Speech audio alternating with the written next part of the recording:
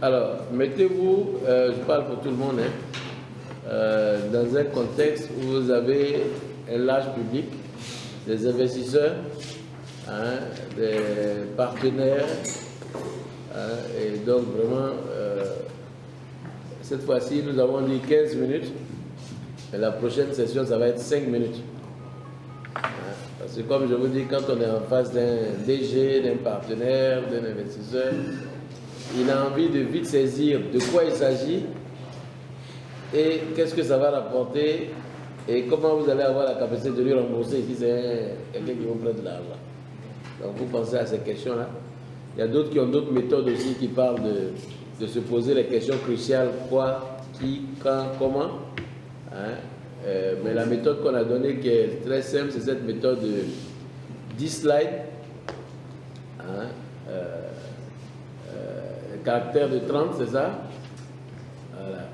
Et aller vraiment à l'essentiel avec les différents éléments. OK? Donc, nous vous écoutons. Bonsoir mesdames, bonsoir messieurs. Merci de l'opportunité que vous nous offrez aujourd'hui de présenter notre projet. Nous sommes l'IFIDEL Côte d'Ivoire. Nous implémentons une technologie que nous appelons le LIFI, d'où une idée lumineuse de pouvoir communiquer. Nous vous présentons notre structure qui est l'IFIDEL Côte d'Ivoire, qui a pour forme juridique une SARL créée en octobre 2014 avec un capital initial de 10 millions. Je suis Ange Frédéric Duhalma, le fondateur de la start-up. Merci de nous avoir écoutés et j'espère que notre exposé permettra de comprendre et de pouvoir vous projeter quant à un possible financement de votre part. Je vous remercie.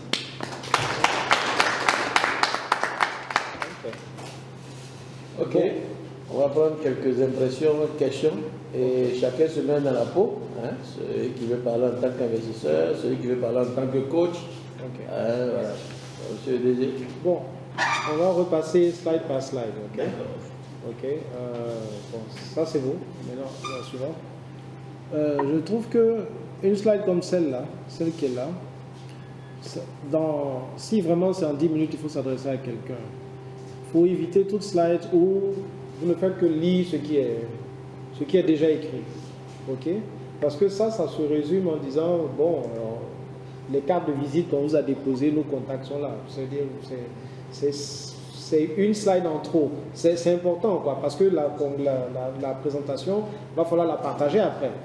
Celui qui vous écoute, il va dire, ben, envoyez-moi par email cette présentation. Donc, il faut que cette information soit là. Mais à lire le numéro de téléphone, on est au 07 90 44 00, au 01 07, ça, c'est pas nécessaire de lire même le numéro de téléphone. C'est écrit, les emails et tout ça. Voilà, ça c'était pour ce qui concerne ça. Maintenant, la suivante, le problème. Si vous comptez présenter le problème pour ensuite présenter la solution, il faut que la solution, elle résout ce problème. Il ne faut pas que ce soit une solution qui résout quelque chose qui n'est pas le problème posé ici. Ok? Donc ici, je vois deux problèmes. Et puis effectivement, ça montre vraiment comment vous voyez, comment vous définissez. Vous voyez deux problèmes. Déficit énergétique, ensuite déficit de connexion. C'est bien ça, non? Bon, à ce stade-ci, j'ai parfaitement bien compris. Maintenant, passons à la suivante. Vous passez à la solution.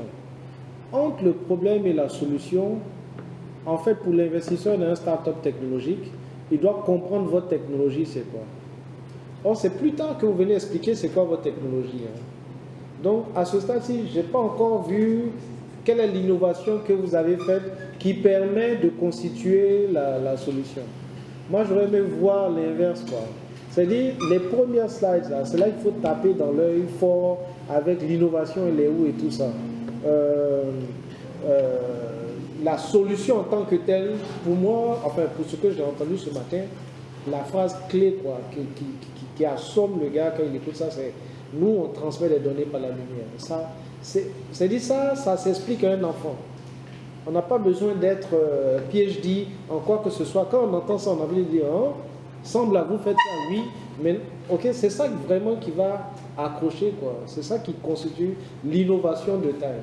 Donc moi je pense qu'il faut l'insérer pour arriver à la solution, quoi. Parce que la solution que vous proposez, c'est un système qui s'appuie sur une technologie. Ok?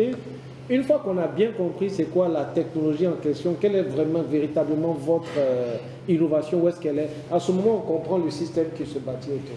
Or, c'est plus tard que vous arrivez dans la description de la technologie. Moi, j'aurais mis la solution, peut-être vous pouvez toujours garder le terme solution, mais commencez d'abord par décrire la technologie. Ensuite, comment est-ce que vous en faites un système, une solution de manière plus technique, quoi. Ok. Continuons donc. La fameuse solution encore, avant qu'on arrive au business model.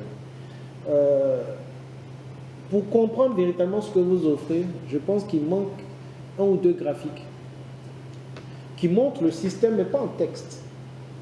Hein? Vous m'avez parlé de satellites, de bornes, de clients et de trucs. Ce serait bien de voir ça, d'imager en une slide, là, on voit le système. Voilà, l'architecture et tout ça. Parce que ça se décrit mieux. Il y a la belle animation qui vient après, on voit la borne et tout ça.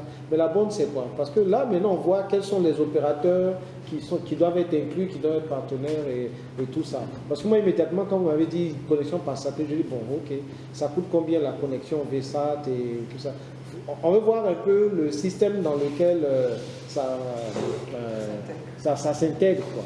Donc, il manque un petit graphique là, une slide qui montre le système dans l'ensemble. Et c'est ça qui décrit en fait la solution. Où on voit le client, on voit la borne, on voit le satellite, et puis...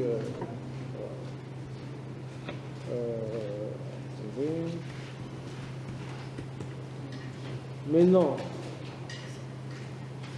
Et surtout le fameux 6 km là, justement. Hein, la borne, elle est là, et puis elle a 6 km autour. 1 km de rayon. Voilà. 6 km de diamètre, le satellite au-dessus, la zone, et puis étape suivante, ben, il y en a 10 000 comme ça, et ça couvre tout Abidjan. Ok, c'est imagé, mais ça parle. Hein. Il y en a qui comprennent 10 fois plus vite lorsque c'est visuel quand c'est comme ça. Maintenant, business model. C'est la partie où vraiment vous vous reconnectez avec le problème. À savoir qu'il y a deux problèmes. L'accès à l'énergie et accès aux données. Et on sent ça dans votre business model. Mais je me pose la question d'avoir défini justement ce business model comme étant deux problématiques. J'ai comme l'impression qu'en vous, il y a deux entreprises aussi. Parce que je n'ai pas vu le lien entre les deux. Quand vous me dites que vous allez faire une usine qui va fabriquer des LED pour résoudre l'éclairage public, pour que l'éclairage consomme moins d'énergie, on n'a pas besoin de faire ça en sachant comment transmettre des données à travers la lumière. Et des entreprises, et voilà. Et donc, je ne vois pas le lien entre les deux. Vous ne pouvez pas montrer où est l'IFI LED au milieu de ces deux problématiques-là, qui a donc une technologie qui permet de résoudre l'un et de résoudre l'autre. Je n'ai pas compris. Ou bien peut-être il y a quelque chose qui m'a échappé. Parce que j'ai l'impression que pour ce qui est de LED, la construction de l'usine LED permettra la fabrication et la commercialisation d'ampoules de très faible consommation et à durée de vie plus longue afin de réduire considérablement les consommations énergétiques. Pour faire ça, tu n'as pas besoin d'enregistrer un brevet de transmission de données par la lumière. Ça n'a rien à voir. C'est de la pure industrie. Unité de montage, assemblage de LED. Et pour vous, pour aller plus loin, pour vous, je vous donne cette information, il y a des entreprises qui assemblent des ampoules LED. Ici en Côte d'Ivoire. Il y en a qui en ont importé jusqu'à un certain temps et qui ont décidé de s'installer pour autre chose. Je vous apprends qu'il y en a une au Vitib.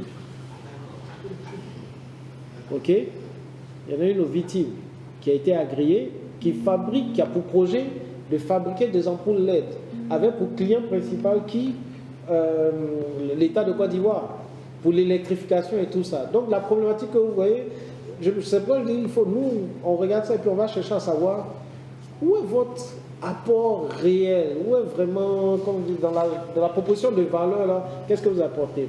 Parce que si c'est pour être rien d'autre qu'un autre industriel qui fabrique des ampoules LED et qui regarde le marché de l'État de Côte d'Ivoire, qui veut électrifier telle zone, telle zone, telle zone, telle zone, et qui répond aux appels d'offres, c'est pas que c'est pas mauvais, hein, mais il faut bien comprendre que, bon, ça c'est un business. qui est plus un business d'industriel qui a trouvé une niche et puis voilà, il y a un bon gombo dans l'éclairage LED et tout ça, et voilà. Mais ce n'est pas une innovation. Ce n'est pas une innovation. C'est vrai que tout le pays n'est pas encore éclairé au LED. Okay, n'est pas éclairé. Mais c'est plus une question de quantité, de quantité et tout ça. Et il y a des, je ne sais pas ils sont nombreux, mais en tout cas j'en connais au moins un, puisqu'on en a un qu'on a créé ici. Alors, ça me pose la question de savoir, est-ce que le volet, enfin, est-ce que finalement vous n'êtes pas une entreprise qui a deux divisions? Parce que si cette division de construire des ampoules LED ne fait absolument aucun usage du brevet que vous avez, ou du côté transmission de données, s'il n'y a aucun lien entre les deux, véritablement, ça veut dire que c'est une autre division, totalement indépendante. Parce que je n'ai pas vu le lien en fait. D'accord, donc je peux réexpliquer peut-être le lien dans le but. Oui. L'idée pour nous aujourd'hui, ce que nous développons comme module permet de faire communiquer via la LED. Donc à la fabrication, pour nous, il s'agira d'implémenter justement dans les LED directement ce module-là et de sortir des LED LIFI directement. Bon, c'est ça que je n'ai pas vu. Ça, ou bien je ne sais pas si vous pouvez me montrer la slide qui explique ça et puis j'ai raté. Ah non, c'est vrai. Ok. Je n'ai pas vu ça. L'idée, c'est ça. Donc, dans le fond, et vous parlez donc de LED, et quand vous parlez d'éclairage public, c'est des poteaux d'éclairage, mais qui à l'intérieur. Directement. Bon, donc ça, c'est comme ça, il faut le dire. Ce que vous avez inventé, c'est le poteau d'éclairage public intelligent. Ok? Alors que là, tel que c'est dit, nous allons résoudre la problématique de l'éclairage public qui est déficient en zone rurale, et ça vous positionne comme des gens, vous allez monter des poteaux, vous mettez des ampoules LED, c'est éclairé, non, c'est un réseau qui s'appuie sur l'éclairage public pour transmettre des données. Mais tout ça, c'est pas du tout apparu dans votre présentation.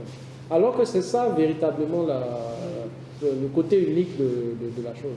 Sinon, et ça me tournait dans la tête depuis, je dis, mais pourquoi il s'accroche à l'éclairage public, l'éclairage public, l'éclairage public? Je ne comprenais pas. Et là encore, ça me ramène à ce besoin d'avoir un graphique qui explique la donnée qui arrive, qui se déploie à travers l'éclairage public. C'est tellement beau, hein, si ça peut être décrit comme ça de manière graphique, on voit la donnée traverser, aller à travers l'éclairage public, rejoindre la borne, et tac, tac, tac, tac, tac. Là, on voit le réseau en fait. En fait, on voit le réseau dans son ensemble. Bon, sinon, moi, ma question qui suivait, c'était pourquoi voulez-vous à tout prix construire l'usine LED? S'il y a déjà des gens, entre autorités, qui vont construire des ampoules LED, hein, avez-vous besoin de construire le composant, d'être celui qui le construit? Vous pouvez le concevoir et quelqu'un d'autre le construit. Ça, c'est une question à vous poser. Une question. Parce que l'investissement de 3,5 milliards, il y a une partie, c'est la construction d'une usine. Ok? Elle faut sûr donc que ça prend la construction de cette usine pour que vous ayez votre ampoule au prix que vous voulez l'avoir.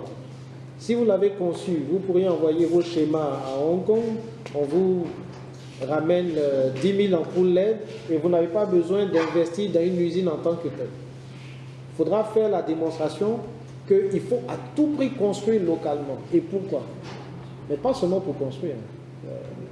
Sinon, s'il y a autrui qui peut vous assembler tout votre système, et même votre borne, ok, et vous restez la petite équipe que vous êtes, vous installez, vous concevez, mais vous ne construisez pas en tant que tel. C'est ça qui fait que la recherche de financement est costaud. Hein. Costaud.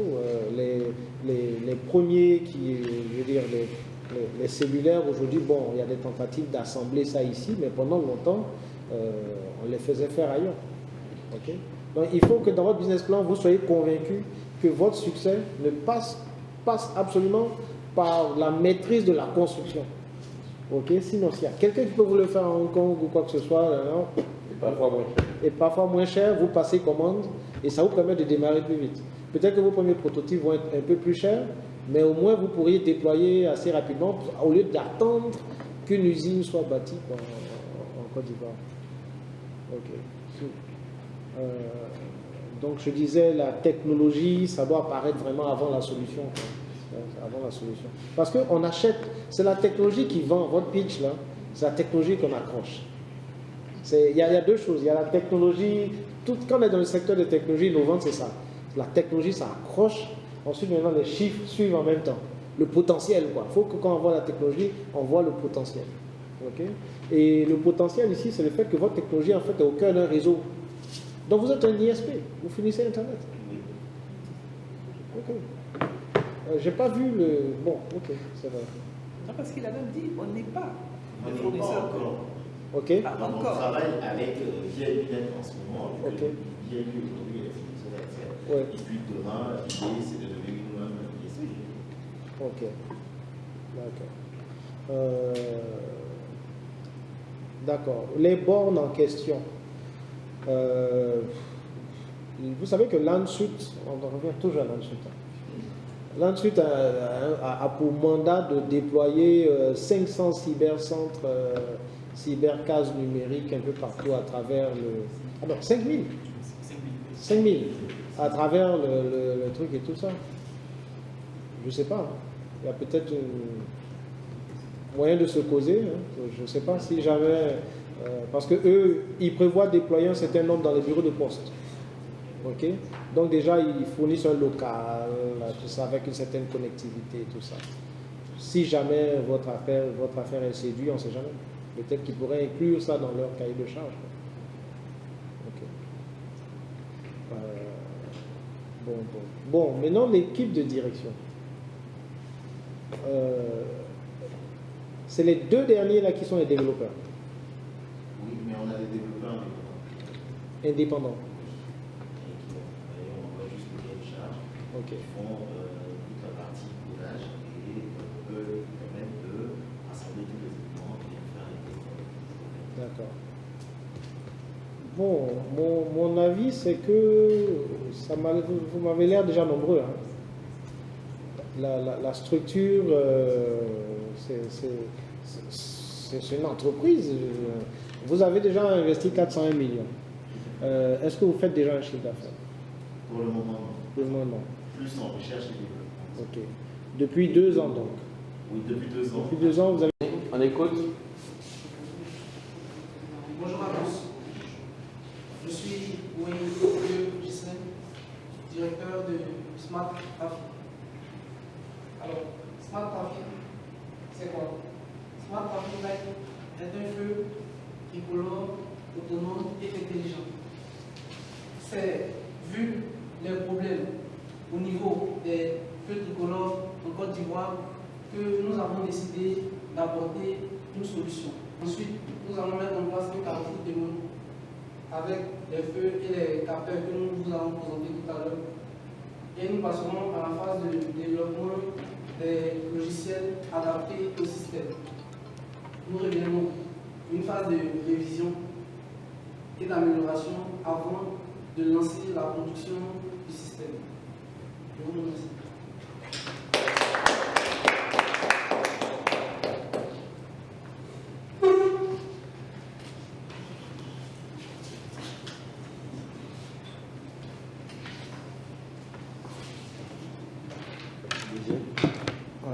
Ok. Tu as pris le train en marche. J'ai pris le train en marche. Tu as quand même noté quelques éléments, ouais. Oui.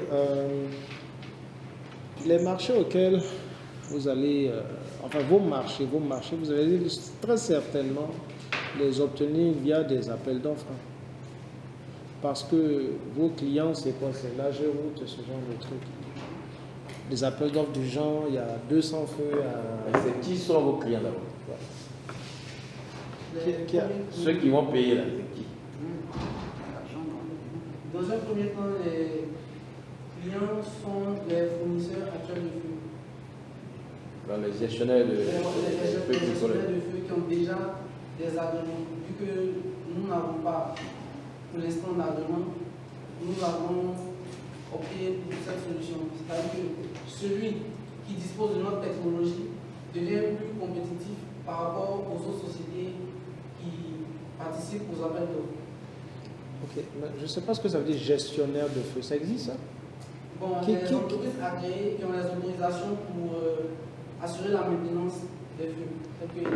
C'est ça qui manque aussi chez vous, l'écosystème, pour que la réponse à ces questions-là puisse transparaître. Pour lui, il dit qu'ils sont allés voir même une de ces sociétés-là. Hein, vous m'avez donné le nom là. Nous sommes passés à Elegma. Voilà. Okay. Donc ça existe.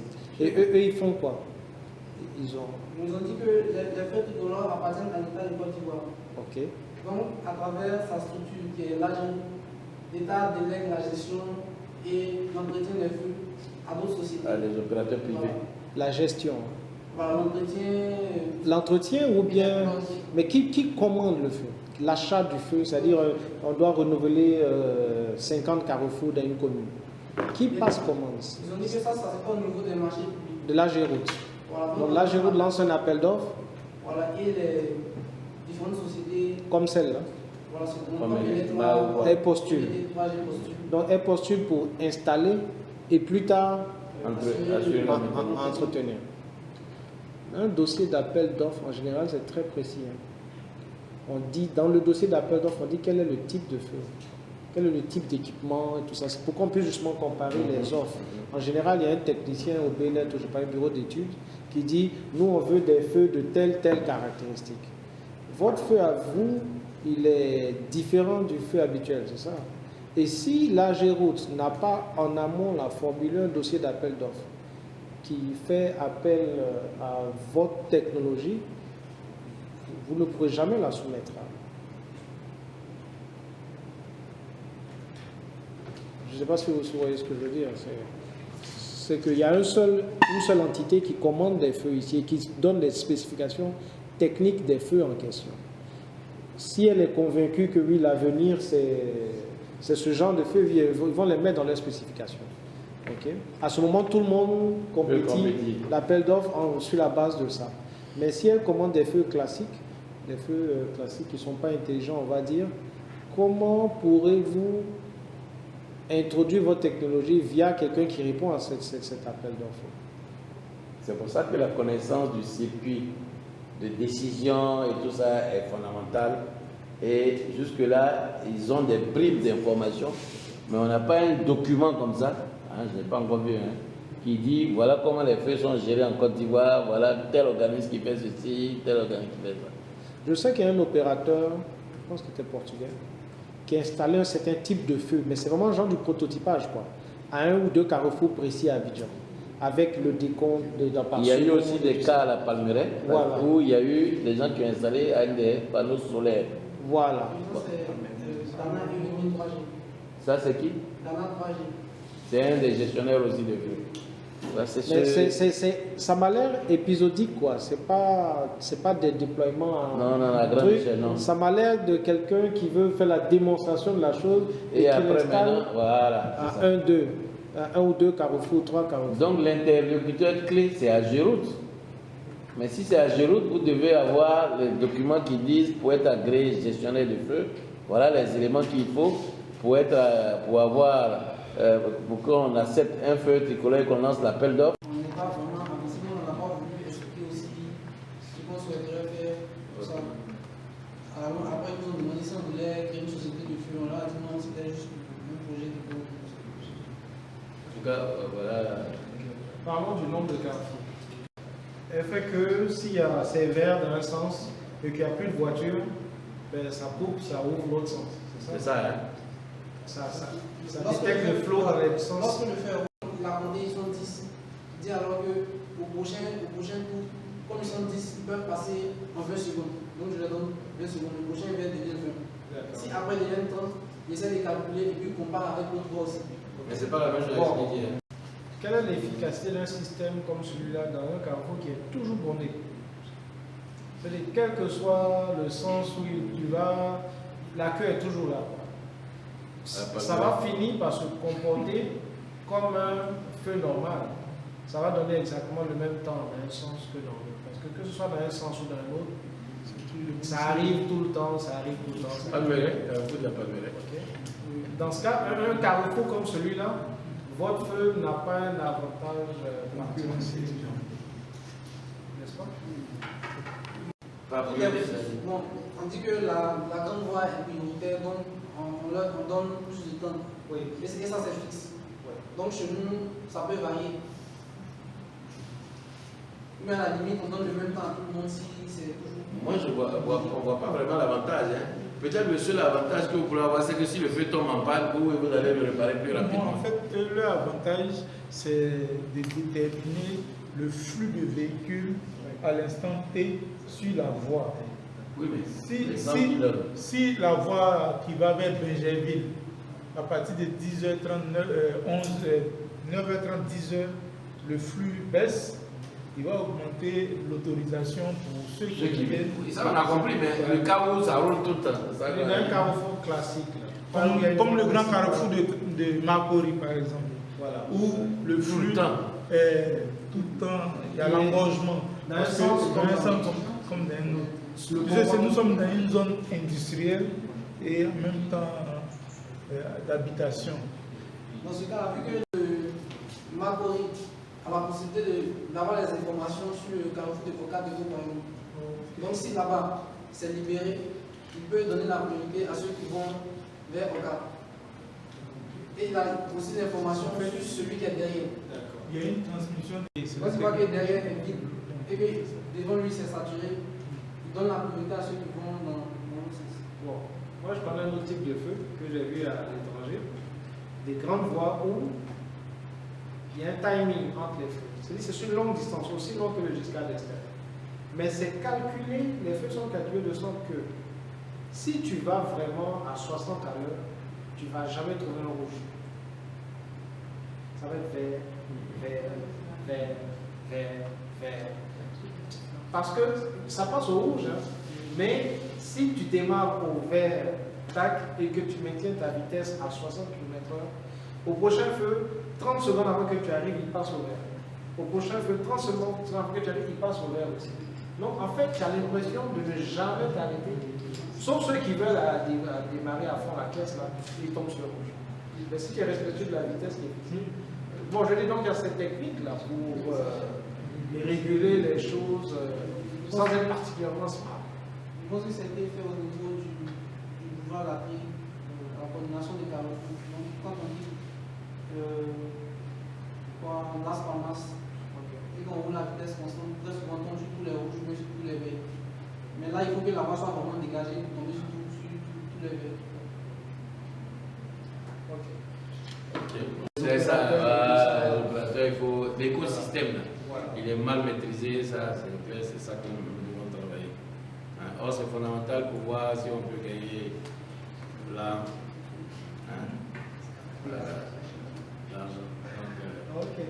Ok, très bien, on l'applaudit.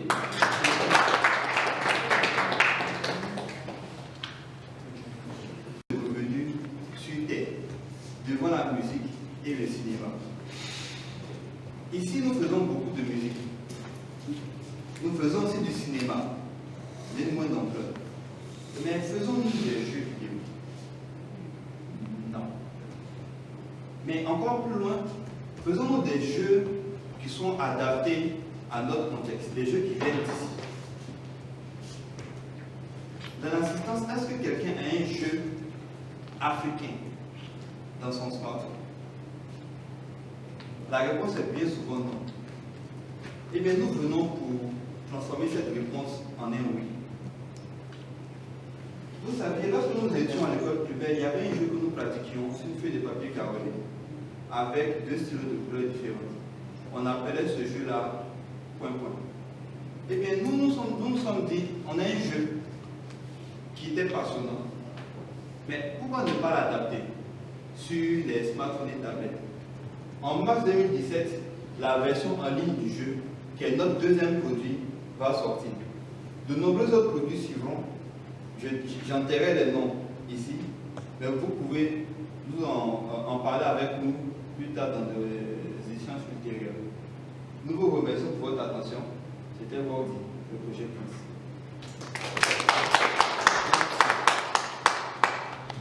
Et M. Niamke. C'est l'artiste, Pourquoi depuis hier, je le baptise Évariste. Il a rectifié hier, il m'a dit l'artiste. Ok, oui, allez-y. Une minute, Marc, le temps qui de nos amis. gestion de commerce Et nous avons dans cette somme également budgété 10 cyberprospecteurs, c'est-à-dire 10 jeunes en création d'emplois purs qui vont également suivre la formation, être équipés, ordinateur, scanner, appareil photo, et il faut une connexion Internet évidemment. Et ces gens-là sont prêts à travailler, la plateforme elle est prête. Donc après, la promotion, bien entendu, entre la promotion, la communication, le marketing, vont venir faire monter dans les moteurs de recherche.